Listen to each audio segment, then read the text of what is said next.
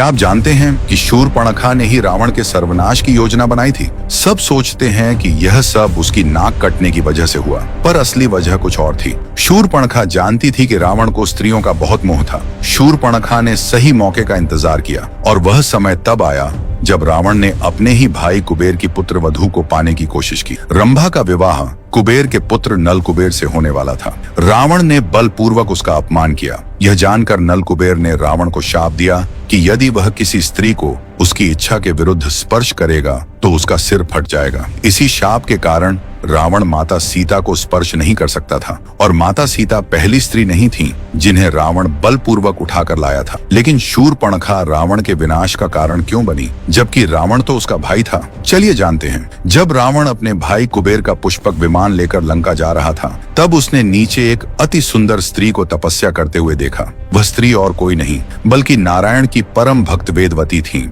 वेदवती भगवान विष्णु को पति रूप में पाने के लिए तपस्या कर रही थी। रावण ने उनकी सुंदरता देखकर उन्हें पाने का प्रयास किया। जब वे नहीं मानी तो रावण ने बल का प्रयोग किया। तब वेदवती ने अग्नि में प्रवेश कर रावण के विनाश का कारण बनने का शाप दिया। यहीं से शूर्पणखा की कहानी में प्रवेश होता है। रावण ने काल के दानवों पर आक्रमण कर दिया। युद्ध इतना भयंकर था कि धरती भी कांपने लगी। लेकिन रावण के पास ब्रह्मा जी द्वारा दी गई शक्तियां थीं और उसकी नाभि में अमृत भी था। इसी कारण रावण को केवल श्री राम ही मार सकते थे। अतः रावण ने कालकेय दानवों का संहार कर दिया। लेकिन कालकेयों की ओर से एक दानव भी लड़ रहा था जिसका नाम विद्युत जिह्व था। युद्ध में रावण के हाथों उसका भी वध हो गया। विद्युत जिह्व कोई साधारण दानव नहीं था, बल्कि शूर्पणखा ने अपनी इच्छा से विद्युत जिह्व नामक दानव से विवाह किया था। इसी कारण शूर्पणखा अपने ही भाई द्वारा अपने पति के वध से इतनी क्रोधित हुई कि उसने माता सीता की सुंदरता का वर्णन रावण के सामने किया। शूर्पणखा जानती थी कि रावण श्री राम से नहीं जीत सकता।